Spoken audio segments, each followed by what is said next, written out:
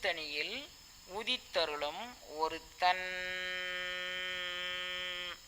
இது இது கேசரி யோகத்தில் உண்டான ஒரு பகுதியாக உங்களுக்கு மலரும். எப்படி பாருங்க, சொல்லி பாருங்க. திருத்தணியில் உதித்தருளும் ஒருத்தன்.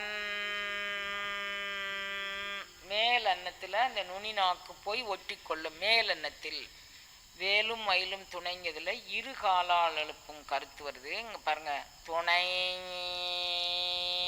ரெண்டு கால்லையும் வச்சு வெளியே விடுறீங்க. துணை, மூச்சு வெளியே வருதா?